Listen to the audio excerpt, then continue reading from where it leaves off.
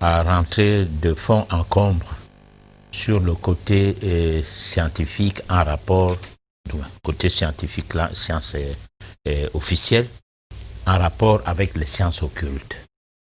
Parce qu'il va falloir que lors de la prochaine édition, nous établissons les données que nous travaillons sur les données qui concernent les rapports acido-basiques et qui sont tels que quand il y a une maladie, ça veut dire que le pH de l'organisme a changé et que ce changement de pH est dû à une négligence ou bien à une inattention.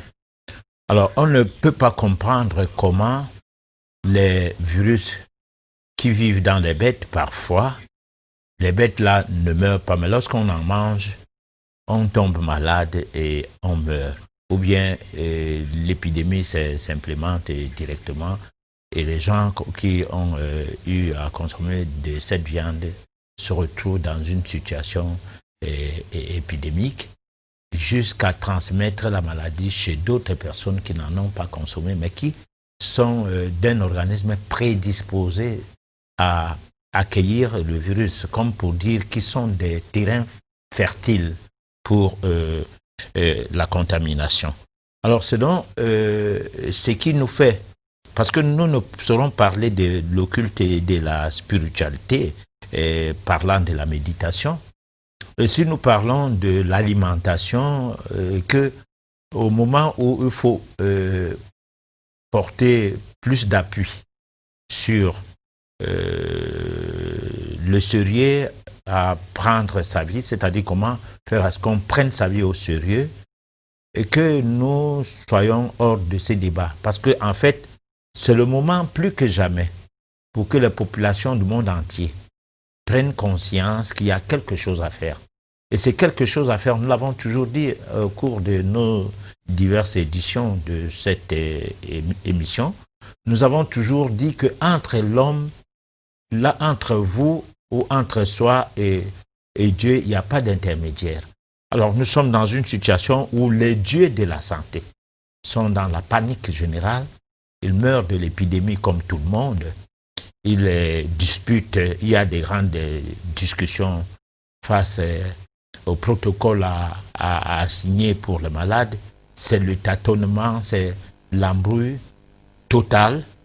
Alors donc nous, on pense que si on avait privilégié des formations initiatiques aux populations du monde entier, si le monde n'était pas entretenu par des velléités d'impérialisme, c'est-à-dire de l'exploitation de l'homme par l'homme, si l'homme avait compris que une autre personne, du moins, les autres personnes sont que des semblables, s'il n'y avait pas de problème des races collées à la peau, hein, dans une diversité divine qui a bien voulu que la beauté de la nature puisse exister, parce que quand on voit l'arc-en-ciel avec ses différentes couleurs, on est très content.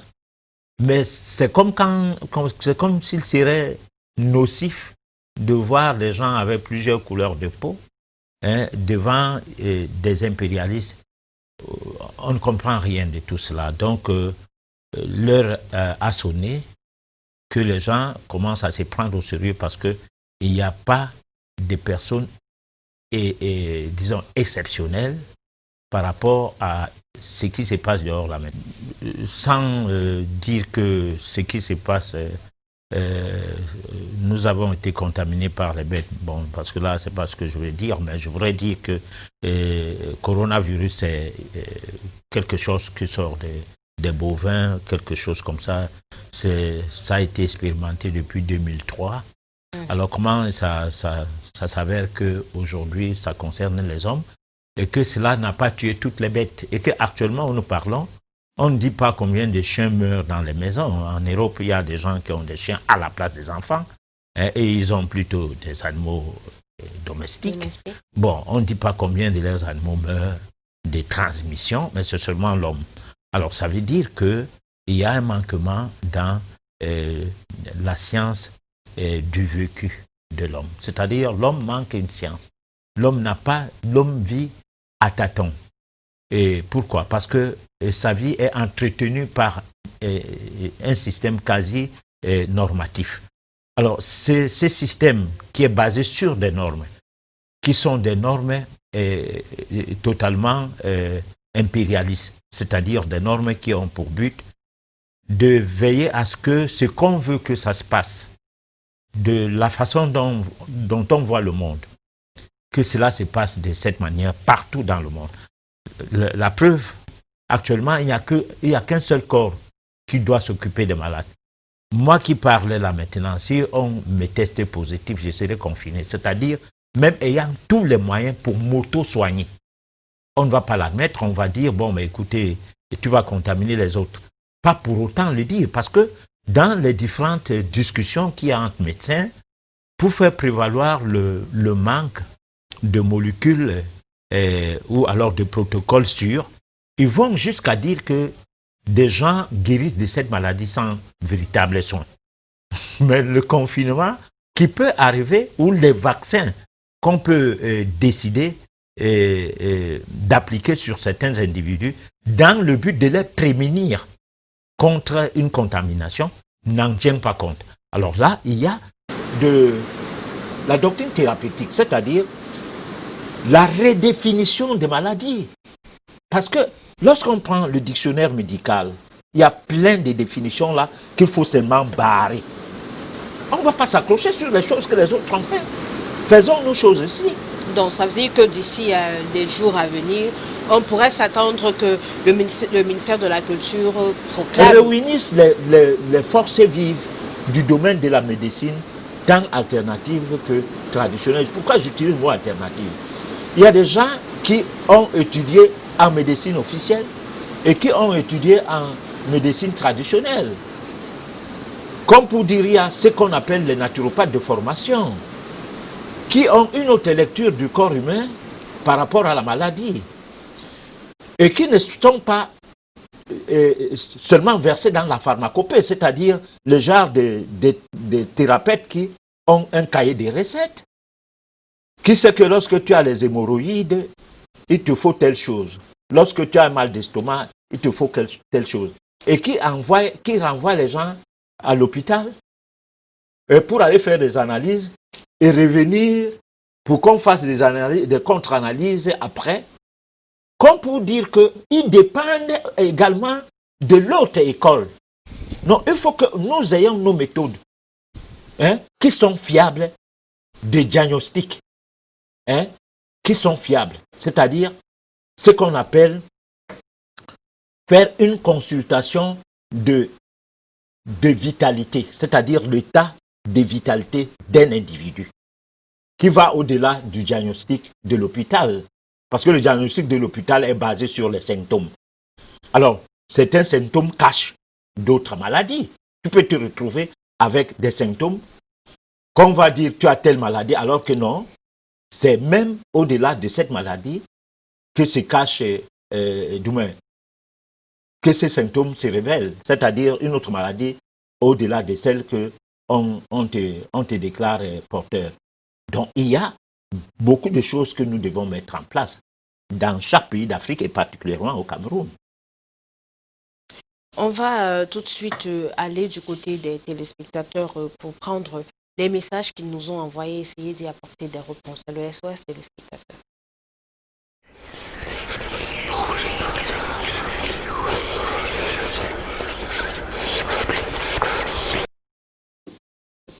Alors, le premier téléspectateur voudrait bien savoir comment est-ce que l'introspection, voilà, j'y arrive, individuelle et la méditation pourraient arriver à nous soigner, alors à nous guérir du Covid-19. Alors, l'introspection individuelle est comme un bilan, l'auto-bilan de santé, qui passe par le fait de revivre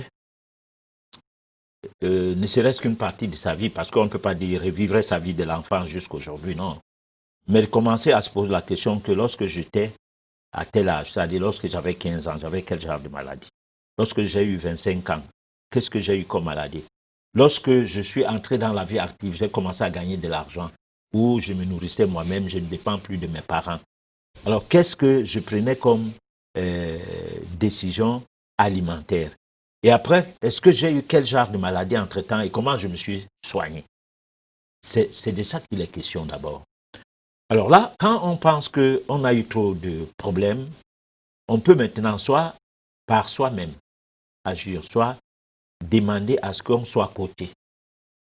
Être coaché ici, c'est de voir des gens qui font dans la médecine alternative ou traditionnelle de nos ancêtres qui peuvent expliquer des choses par rapport à ce que vous les faites comprendre, c'est-à-dire ce que vous les dites au cours de l'entretien. Bon, il faut qu'il en sorte de cet entretien quelque chose. Parce qu'il y a des gens, dès que tu viens, tu lui dis j'ai l'estomac, c'est comme si tu ne devais pas avoir l'estomac. Tu as l'estomac, mais c'est quoi dans ton estomac? Alors, mais lui, il comprend que tu es malade de l'estomac. Alors, l'estomac, c'est quel genre de maladie? Tu as mangé quoi? Tu as fait quoi? Tu digères comment? Non, les questions ne sont pas posées. On te donne juste un produit parce que c'est normal.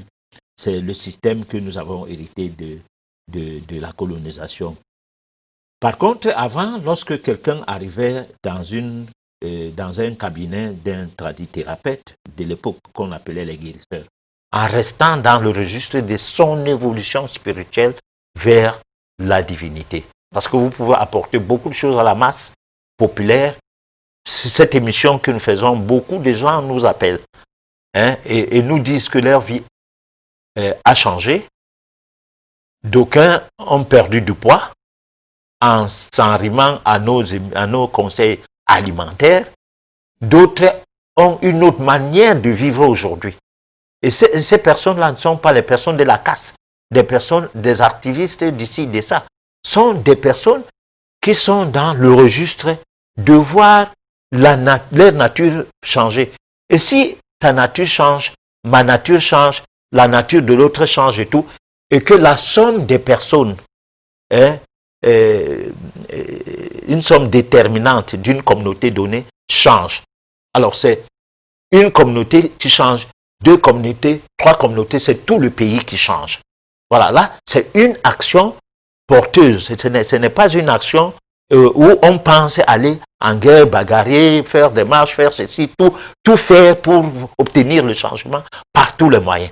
Non, c'est pas, ce genre de changement, c'est comme si vous oubliez de balayer votre cour, mais vous exigez que le cour soit balayé. Voilà. D'accord. Mais professeur, où est le mal si on apprend la métaphysique pour se venger? Parce que tout à l'heure, vous avez dit, il y a des gens qui sont dans une famille, peut-être l'oncle est sorcier, la tante est sorcière, on a tué son père. On a cet esprit de vengeance. Alors, si on apprend la métaphysique dans le but de, je vais dire quoi? Se prémunir. De se prémunir contre les sorciers. Contre les sorciers, oui. Est-ce qu'il y a mal à cela? Alors, spirituelle, ouais. On parle d'hommes de Dieu. Et on sait bien que... Bon, les hommes de Dieu font sont les produits pour vendre. On voit des hommes de Dieu tomber.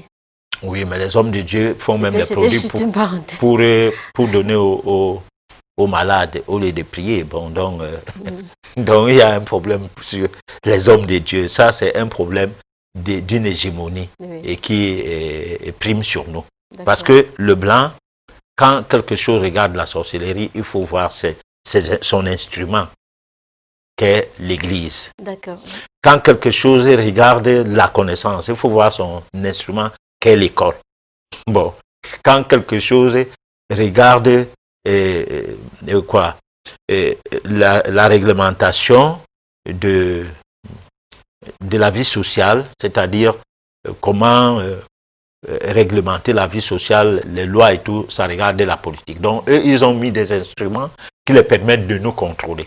Donc, qui centralisent même la vie de tout un chacun vers une seule personne, le président de la République. Bon, donc ces histoires-là ont prouvé leurs limites, surtout avec la pandémie qu'on a d'hier là. Parce que quand on prend par exemple le côté science, les médecins sont pris au dépourvu. Tu parlais de l'OMS. L'OMS n'a pas des médecins, c'est des hommes d'affaires.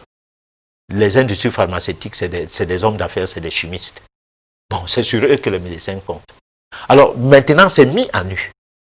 On commence à se poser la question, lesquels nous faisons nos confiances.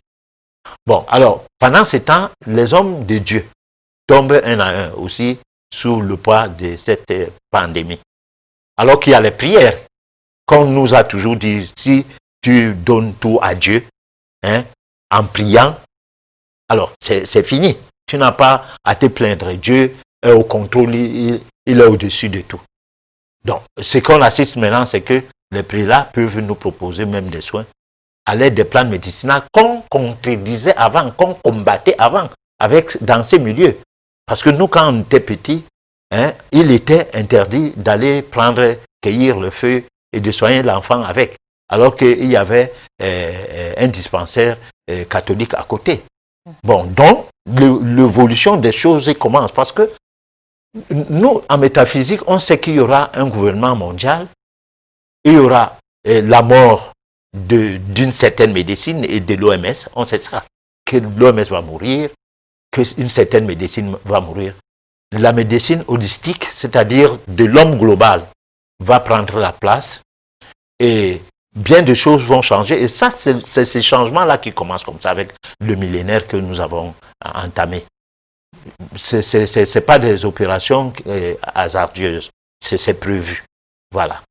Mais professeur, ça veut dire quoi? Si j'ai une bonne élévation spirituelle, voilà, Corona ne va jamais... Mais c'est ce que j'ai répondu, oui.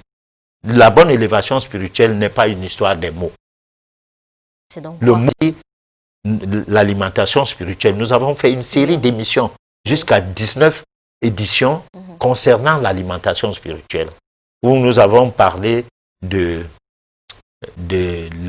l'aliment positif, l'oxygène. On a amplifié des explications sur ça. On a parlé de l'aliment neutre et même des nutriments qui sont des aliments négatifs. Bon, et dans les explications portées sur l'alimentation spirituelle, nous avons essayé d'expliquer qu'il n'y a pas de spiritualité sans toutefois spiritualiser son alimentation. Parce que on ne peut pas faire croire aux gens que c'est seulement la prière qui suffit et puis à manger n'importe quoi et à boire n'importe quoi suffirait. Non, à faire plaisir à son palais, non. D'accord. Voilà. Est-ce que cette pandémie est une menace pour les naturopathes en Afrique? Ce n'est pas une menace pour les naturopathes, mais sauf qu'en Afrique, bon, parce que quand on parlait des naturopathes, moi j'aimerais bien qu'on dise que ce n'est pas une menace pour des traditionalistes africains. D'accord. Bon. Parce que le mot naturopathe a un trait d'union avec la médecine alternative. D'accord. C'est-à-dire que, non, j'essaie d'expliquer quand même, hein, parce que c'est l'occasion plus que jamais que les gens sachent qu'un naturopathe n'est pas un tradipraticien. Okay. C'est faux. Hein. Si un tradipraticien est naturopathe, c'est qu'il n'a pas la formation. C'est qu'il n'a pas, au-delà de la formation, quand on n'est pas formé, on peut se cultiver. C'est-à-dire on peut avoir une lecture scientifique du corps humain. On peut savoir que pour soigner le diabète, on doit tenir compte du pancréas pour être différent du médecin. Mais si le naturopathe, entre guillemets, reçoit quelqu'un avec des résultats venant de l'hôpital, du diabète, donne les produits à ces derniers et le renvoie à l'hôpital pour faire des examens, ça veut dire qu'il n'a pas construit une médecine qui lui est propre. Il fait dans la pharmacopée. Parce qu'il donne les produits comme un pharmacien, mais mieux un pharmacien que lui. Pourquoi? Parce qu'il ne sait pas si le résultat que la personne est venue avec est faux ou est juste. Un. De deux, il prend base sur les résultats d'un autre groupe de personnes qui ne font pas dans ce qu'il fait. Bon, résultat, il y a un problème. Bon, donc, là, c'est les tradipraticiens qui se comportent comme ça. En naturopathie, on fait la consultation vitale. Bon, sauf les gens qui entrent dans le bureau, hein, bon, j'allais dire mon bureau, je refuse de me mettre dedans, qui entrent dans un bureau du naturothérapeute ou bien du naturopathe, dire j'ai la goutte, j'ai les hémorroïdes, j'ai ceci, moi je ne veux pas de consultation, donne-moi les produits, je pars. Bon, si c'est ton ami, tu lui donnes, mais tu sais qu'il n'est pas en train de se soigner. Deuxième chronique, donc, pas la deuxième chronique, mais la chronique, la deuxième partie de notre chronique de ce soir. La méditation, la pandémie et les lois de la nature. Au cours de l'une de nos éditions, s'agissant du même thème, nous avons souligné qu'il n'est pas facile de définir la vie. Pourtant, c'est lorsqu'on sait ce que c'est que l'on peut comprendre les méandres de notre parcours existentiel. Malheureusement que, à cause de l'ignorance du mécanisme occulte qui obéit à l'énigme qui concerne l'ensemble des éléments produisant le phénomène vie, vous êtes très incapable de savoir d'où venez-vous, pourquoi êtes-vous là et où irez-vous après cette phase de votre existence. Car dès le premier instant de l'entrée de la force vitale en vous, et ce grâce à la pénétration du souffle de vie, à la sortie du fœtus du ventre de la maman pour accéder au stade de bébé. Vous devez savoir que la présence de ce souffle de vie est ce qui vous prodigue l'énergie vitale. Il s'agit d'une parcelle de Dieu qui est ainsi venue s'installer en vous et vous voilà un bébé. Sauf que seuls les initiés se rendent compte de l'ampleur métaphysique de tels mécanismes occultes. D'ailleurs, dans un premier temps, c'est-à-dire durant la phase de bébé, vos géniteurs, parce que n'ayant pas des connaissances qu'il faut concernant l'essence divine, ne seront pas à même de savoir que grands sont leurs responsabilités par rapport à la pérennisation de la vie en leur bébé, se mettent dans une totale inattention à faire n'importe quoi. Autrement dit, puisque vous n'êtes pas un mort-né, vous devez savoir qu'un véritable parcours du combattant vous attend, surtout si vos parents n'ont pas eu à mieux s'en prendre dès votre naissance. Il faut que la vie soit bien entretenue pour qu'une meilleure existence vous soit assurée. Pour y arriver, il faut que vous ayez la grâce de naître la voie basse tout d'abord, que le père et la mère s'y préparent spirituellement et que le bébé ait droit à l'allaitement maternel. En ce qui concerne le lait maternel, disons qu'il soit question d'un lait de bonne qualité venant d'une maman qui avait d'ores et déjà pris la mesure de veiller sur le côté sacré de l'art de la procréation, tant avant, pendant qu'après la grossesse. Ok, alors vous allez constater que la naissance à la mort, il y a bien des choses à veiller sur ça. Georgette Baumet. Professeur, quelle est la différence entre naître par voie basse et par césarienne? Alors là, c'est des pratiques qui existent depuis que la chirurgie est devenue un jeu d'enfant chez certains praticiens de la médecine officielle. Une personne qui naît à voix basse, c'est une personne qui naît à terme. Donc, mystiquement en parlant, c'est une personne qui a fait tout le parcours qu'il fallait à la préparation de son entrée dans la vie. Par contre, une personne qu'on va opérer sa mère, ouvrir le ventre et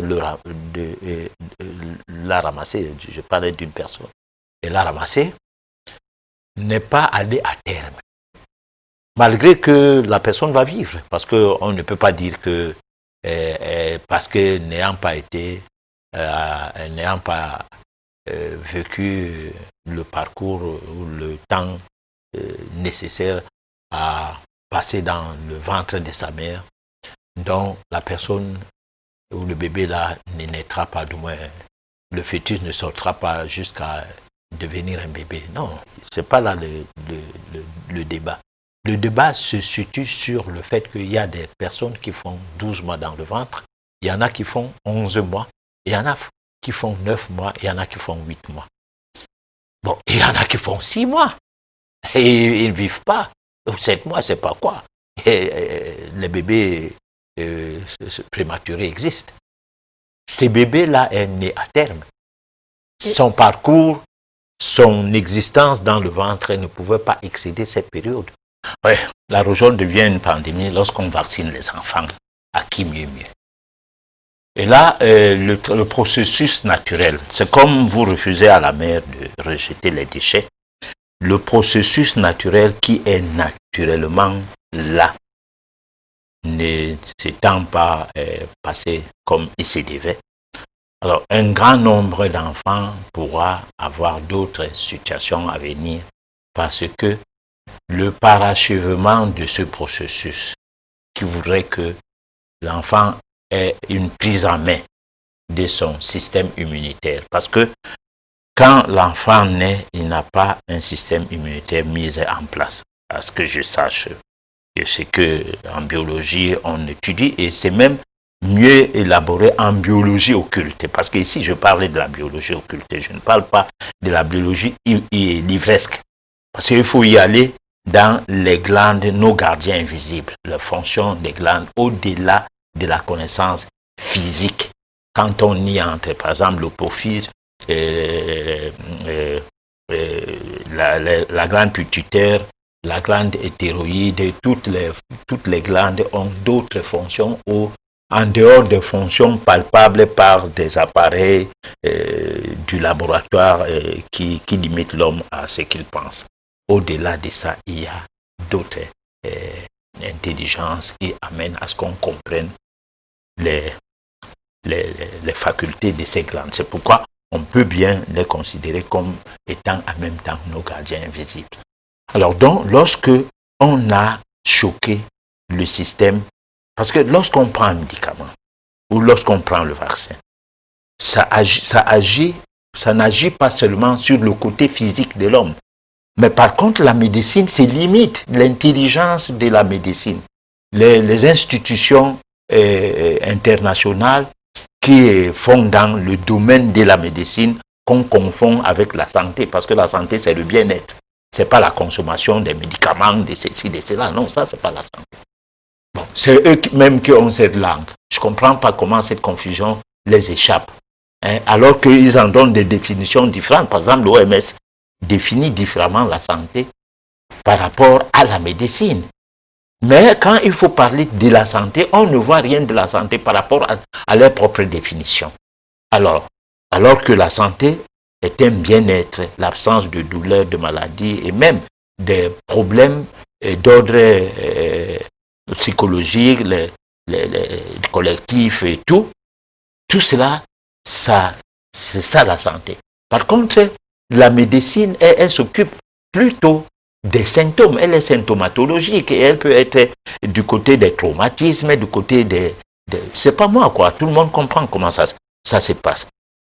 Alors donc, quand le système immunitaire ne fonctionne plus de lui-même, c'est qu'on a artificialisé la vie de l'individu. Alors, à donner des vaccins aux petits-enfants, c'est que l'enfant est prédisposé à la médication toute sa vie. Ou à tous les niveaux de la vie, il aura besoin des médicaments. Et puis, il y a un autre côté. Quand il y a une pandémie, c'est plus les gens qui ont été vaccinés, qui ont eu à boire trop de médicaments et tout, qui sont plus exposés à une réponse pandémique que ceux qui sont restés naturels. Bon, alors on entend peut-être par naturel les villageois, quelqu'un le dirait, ça, de ceux qui vivent dans l'arrière-pays, qui peut-être meurent aussi de maladie, mais de pandémies. Il y a plusieurs sortes de pandémies cette fois-là. Il y a les pandémies naturelles qui ne sont pas provoquées par la main de l'homme et des pandémies qui sont la conséquence de la manipulation des outils qui sont en déphasage avec l'être humain, c'est-à-dire le fonctionnement de nos cellules. Le pian, c'était une maladie qui fendait les pieds des gens. Voilà. C'est-à-dire que tu as l'impression qu'on t'a mis la scie au niveau des pieds. On marchait nu-pieds. Nos pieds étaient tellement résistants que même si tu montais sur les piquants, tu les écrases. Au lieu que ça te pique, ça s'écrase. Moi, j'ai vu un papa qui ne mettait jamais de chaussures et qui avait peut-être 70 ans lorsque moi j'avais à peu près 16 ans ou 17 ans. Alors, ces papas-là marchaient sur les piquants des palmes.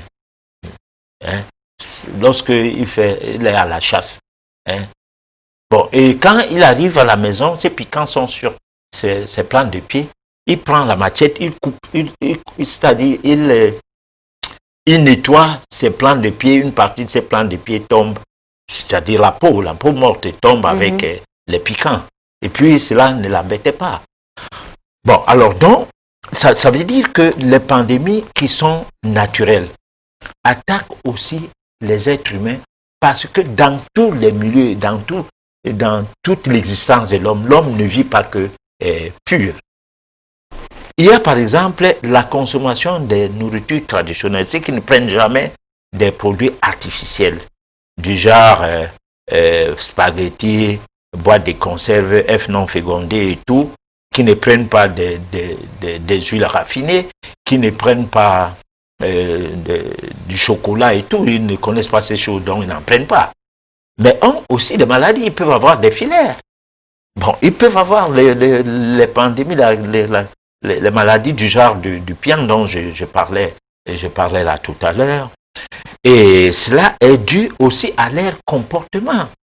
Ce comportement peut être, si c'est pandémique, c'est que il y a un grand nombre de gens qui ont un organisme qui donne réponse à une certaine forme d'intoxication. Parce que, en fait, la pandémie ne serait pas forcément ce que les Occidentaux font comme pour accuser soit un virus. Bon, le virus qui ne peut pas vivre sans la cellule, je regrette, bon, est accusé tout le temps. Bon, mais pourtant, nous en avons toujours parce que nous avons des cellules qui sont considérées comme des bactéries. Alors, du moins qui sont des bactéries. Résultat, cette pandémie trouvera la réponse sur des gens qui ont une prédisposition à caractère terrain fertile par rapport à une dégradation fonctionnelle quelque part. Bon, cette dégradation fonctionnelle peut aller dans le sens de leur manière de vivre, ce qu'ils mangent. Parce que même dans la nourriture traditionnelle, il y a des horaires alimentaires. C'est pas il n'y a pas que le monde aujourd'hui qui se veut soi-disant moderne, donc je veux dire qui est à l'envers, parce que le modernisme ne met pas les gens à marcher les pieds en haut, la tête en bas, comme il en est le cas aujourd'hui, parce que moderne devrait être la prise en considération ou bien la prise de conscience de ce qui est pur par rapport à ce qui ne l'est pas. Bon, mais ici, tout est pur, les produits manufacturés sont terriblement dangereux, mais c'est des produits que tout le monde aimerait bien manger. Alors donc, une pandémie naturelle est une pandémie qui attaque les gens qui ont la même réponse à cette pandémie par rapport à leur mode de vie. Par contre, la pandémie artificielle qui est issue de la main des hommes peut ne pas concerner les personnes qui n'ont pas un système immunitaire affaibli ou attaqué ou concerné par des produits artificiels. Mais comme de nos jours, tout le monde boit du n'importe quoi, mange n'importe quoi, parce que quand les gens ils parlent souvent de la consommation de vin, dans le vin, il y a des ingrédients comme le sulfite, qui quelque part permet à ce que le vin soit maintenu pendant longtemps sans d'une fermentation anormale. Alors là, lorsque vous buvez ces produits qui permettent à ce que le vin ne se fermente pas, mais le corps aussi va ne pas se fermenter. Parce que c'est des dépôts de produits non dégradables par rapport à notre organisme qui sont consommés comme ça. C'est pourquoi il faut en consommer modérément. Hein? Peut-être vous pouvez prendre un verre de vin pendant le repas, Mais vous ne pouvez pas vous constituer en buveur de vin comme si on prenait de l'eau.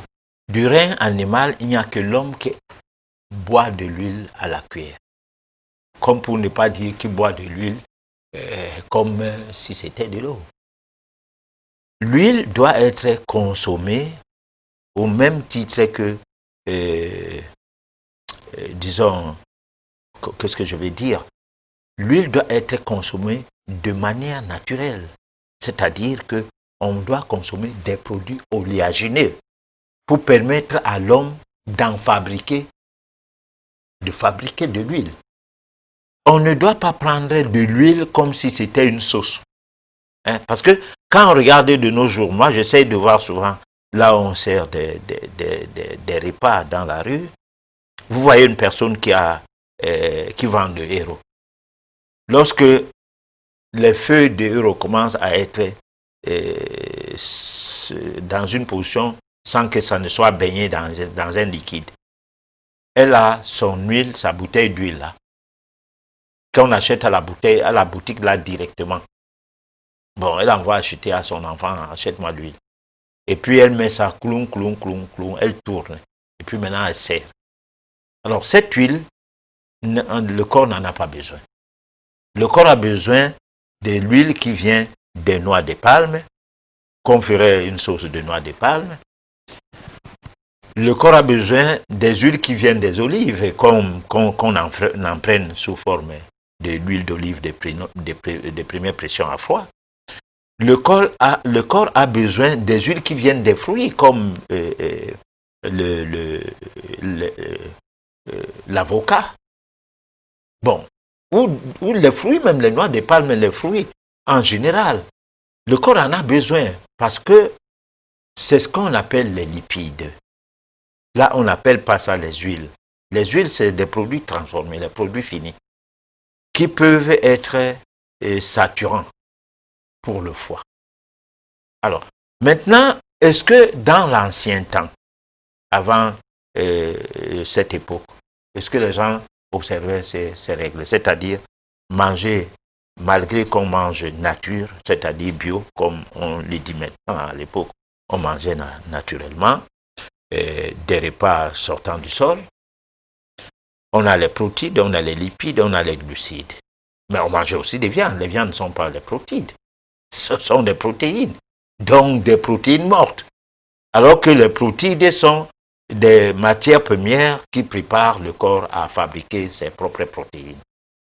Alors, quand les protéines mortes sont en suspension dans l'organisme, il y a comme si, au niveau des récepteurs du système humoral, un blocage. Et c'est ce qui fait qu'il y a comme une... comment on peut appeler ça? Lorsque il y a une inondation, quelque part, les déchets inondent le corps, on prend anormalement le poids. Bon, et on s'étonne que héréditairement, on n'a pas le poids. Mais au cours de sa vie, parce qu'on est entré dans la vie, disons, on est professionnellement mieux loti maintenant, on a les moyens qui permettent de choisir ce qui plaît au palais. On n'a pas besoin d'avoir une intelligence par rapport à ses choix. Et là, paf, on se retrouve dans une situation. Et ça, il y a toujours eu des gens comme ça depuis la nuit des temps. Il y a aussi des gens qui vivent dans des coins, des zones où il fait trop froid. Et là, ces zones, l'huile aide pour essayer de gérer le changement des climats ou bien pour essayer de tempérer ces climats-là dans l'organisme. Mais avec un peu d'exagération, les gens la prennent du poids malgré que faisant des travaux champêtres. Il n'y a pas d'émission dans les télés en Afrique qui relève même ce qu'on appellerait une réflexion, pour ne pas dire de la dissidence scientifique, qui se passe, qu'on voit dans France 2, dans des chaînes de télévision, même officielles de la France. Non, il n'y en a pas. Chez nous ici, c'est la parole d'évangile. Alors, donc, les épidémies, la question qui concerne nos problèmes d'épidémie, si je reviens à ta question, que j'ai perdu le nom en allant dans la réflexion, tu dis? J'étais en train de demander l'épidémie créée par l'homme. On la reconnaît comment?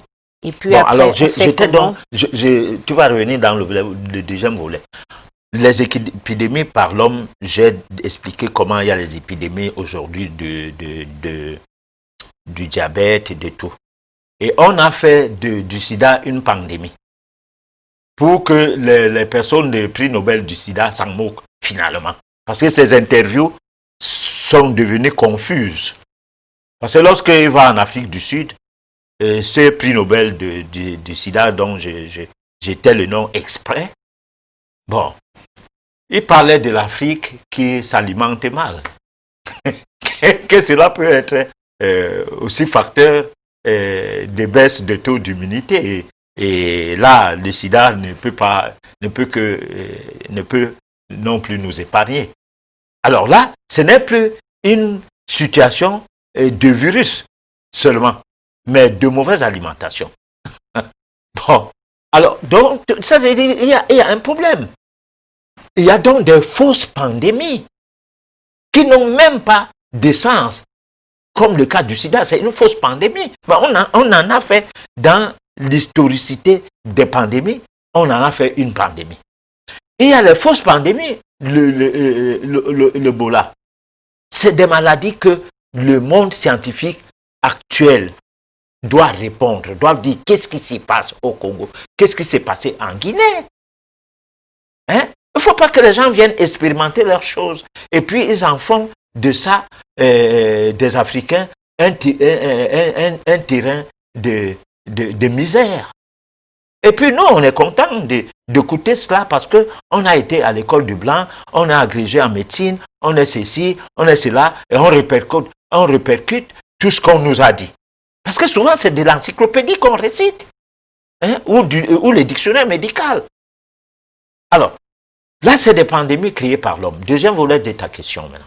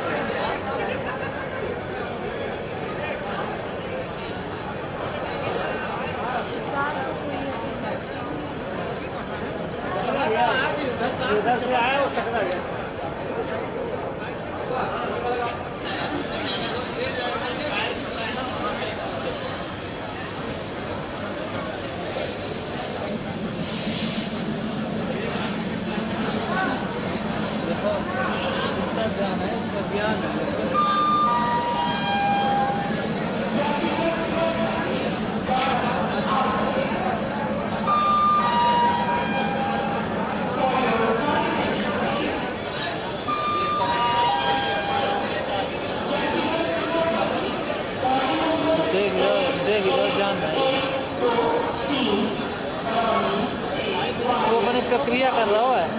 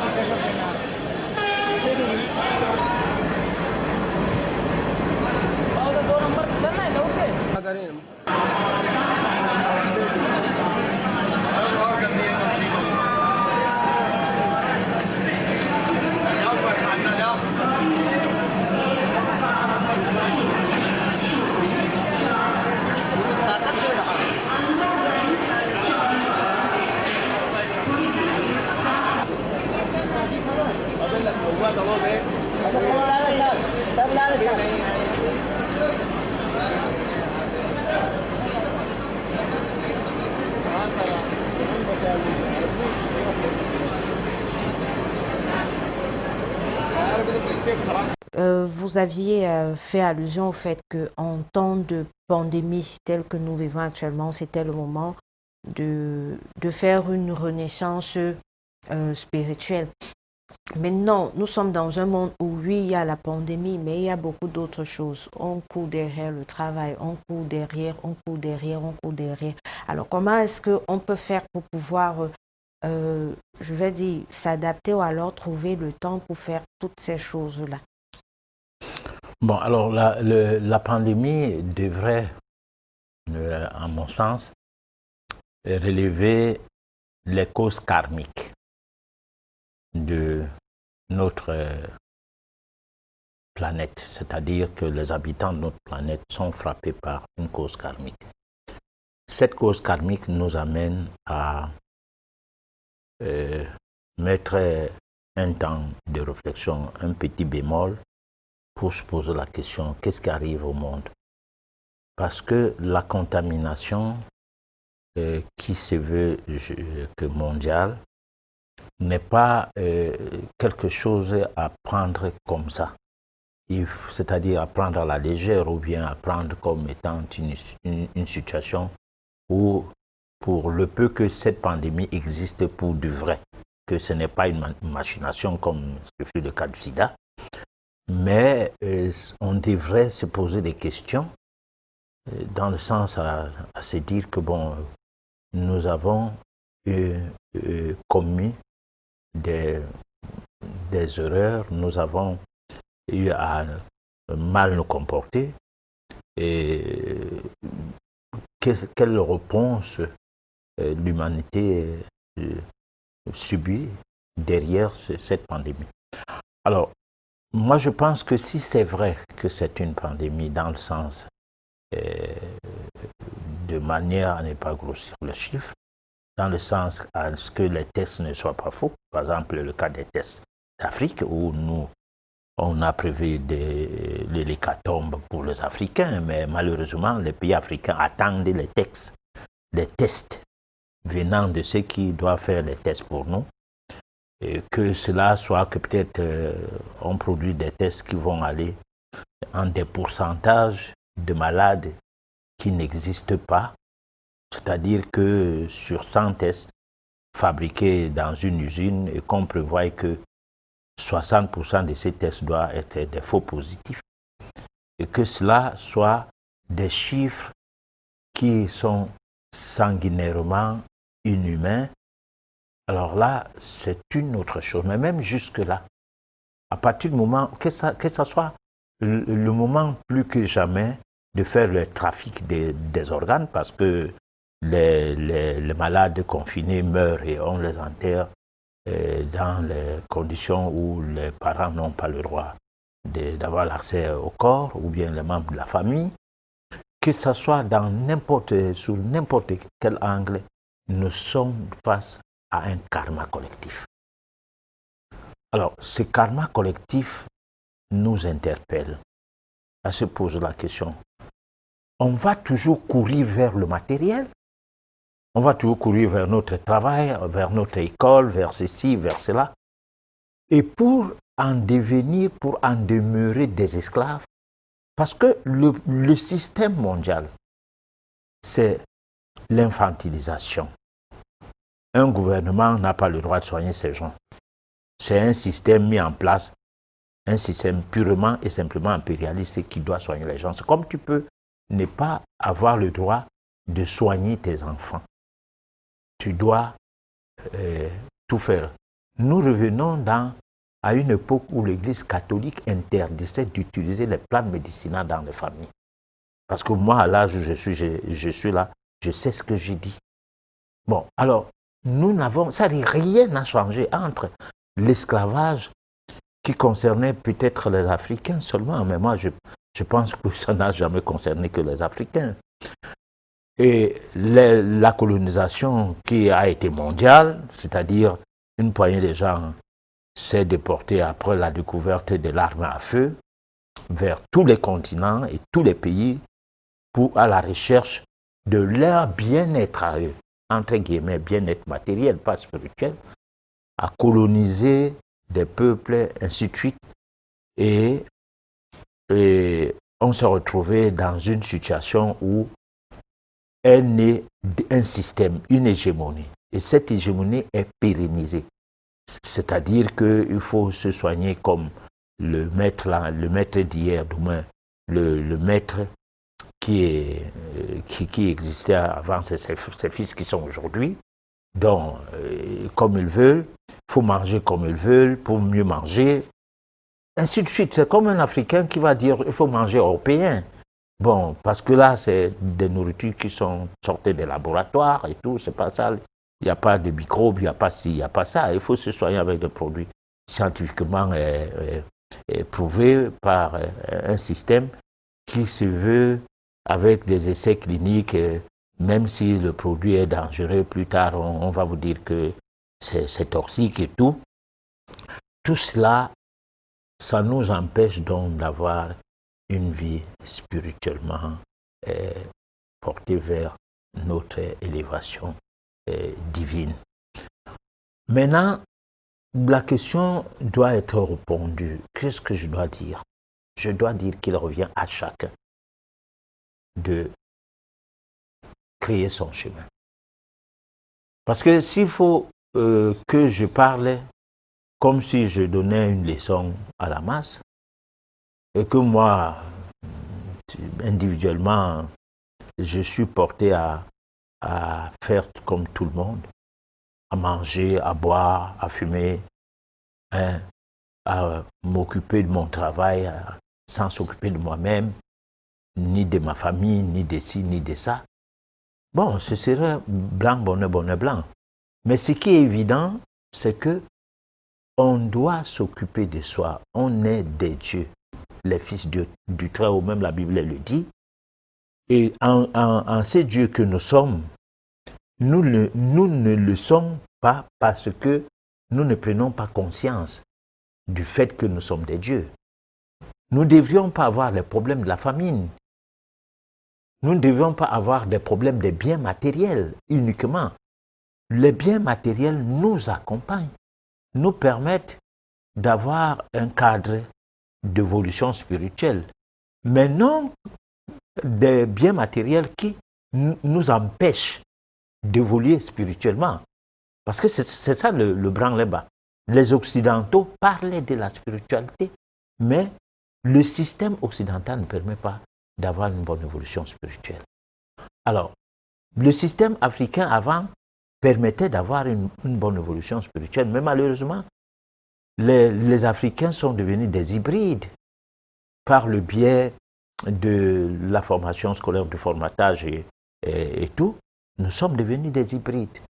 Et aujourd'hui, lorsque vous discutez avec quelqu'un ou vous tirez vers ce qu'on lui a dit à l'école, il ne vous amène pas à réfléchir intelligemment sur la nature des choses, comment les choses devraient être. Parce qu'il y a la nature des choses et il y a le programme scolaire. C'est deux choses différentes. Le programme scolaire, c'est des choses que les gens s'asseyent et disent comment faire pour contenir la masse, pour gérer cette masse-là. Alors, professeur, vous avez l'habitude de parler du respect des lois de la nature et aujourd'hui encore vous revenez sur ces lois de la nature, faire attention à ne pas les enfreindre. Est-ce que on pourrait avoir brièvement, je vais dire, ce que c'est et quand on parle des lois de la nature, on fait allusion à quoi, comment ne pas les enfreindre, mais déjà il faut savoir ce que c'est. Alors, les lois de la nature, c'est d'abord lié à un aspect des choses. Nous avons parlé au cours des éditions antérieures de la différence qu'il y a entre les besoins et les désirs. Les besoins rentrent dans le cadre de ce qui est naturel. Par exemple, manger, déféquer, donc faire caca, faire pipi, dormir, s'élever, bref, des choses qui concourent à notre épanouissement sont les besoins. Bon, les désirs sont des choses qui enfreignent notre épanouissement. Et le karma collectif pourrait être un souci des lois de la nature qui n'a pas été respectées. Alors, de quelles lois s'agit-il concrètement pour qu'on puisse arriver à avoir une pandémie, avoir un problème de karma collectif? L'alimentation spirituelle. Dans l'alimentation, en règle générale, comme je disais tout à l'heure, je comprends, ta question revient. Bon, il est question de parler des besoins, comme je disais, et des désirs. Dans les besoins, on ne transgresse pas facilement les lois. Mais dans les désirs, on transgresse la loi, les lois. Par exemple, si il faut faire caca, il est difficile qu'on ait l'occasion d'en faire et on refuse d'en faire. Sauf s'il n'y a pas une pression. S'il y a une pression, par exemple, le cas de la diarrhée, vous n'avez pas le choix, vous allez le faire. Bon, vous n'avez rien fait de mauvais que de faire ses besoins couramment.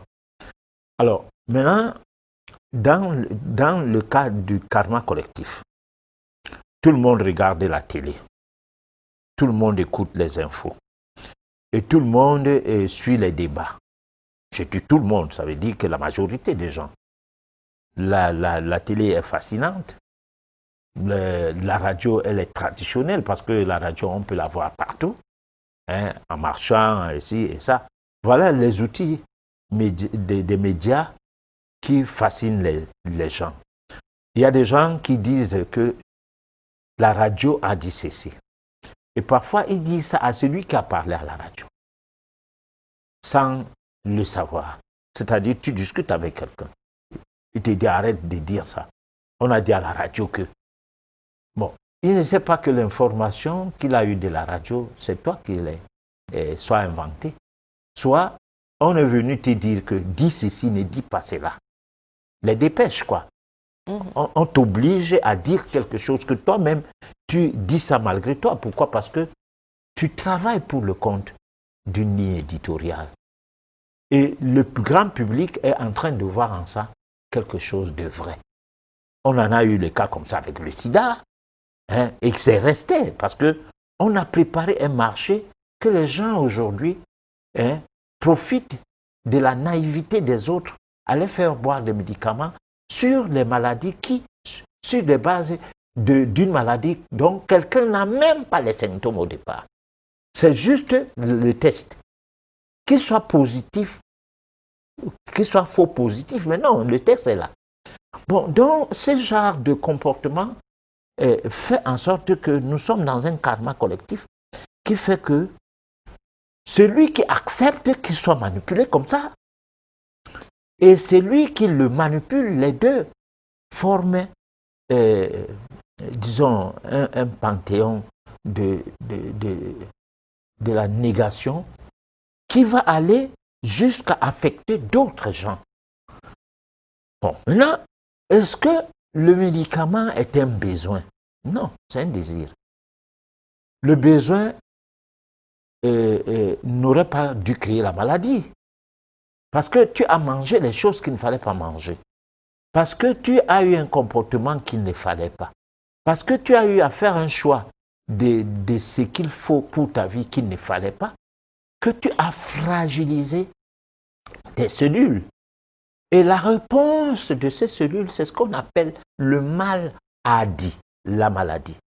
Il faut écouter les cellules maintenant qui parlent, qui crient, qui disent arrête de faire ce que tu fais parce que tu nous perturbes. Ça fait des douleurs ici, ça fait les douleurs osseuses, les douleurs musculaires, ça brûle au niveau du sternum, hein. On dit c'est l'estomac, on dit c'est le foie et tout, mais tout cela, c'est un mal qui devient, disons, une épidémie. Parce qu'il n'y a pas que d'épidémie, des grippes, comme on parlerait de coronavirus, comme pour dire qu'il y a des virus qui habitent dans nos corps, qui ne réagissent pas, qui habitent dans les corps des bêtes. Ces bêtes-là n'en meurent pas. Mais il y a des épidémies de diabète. Les gens en meurent tous les jours. Hein?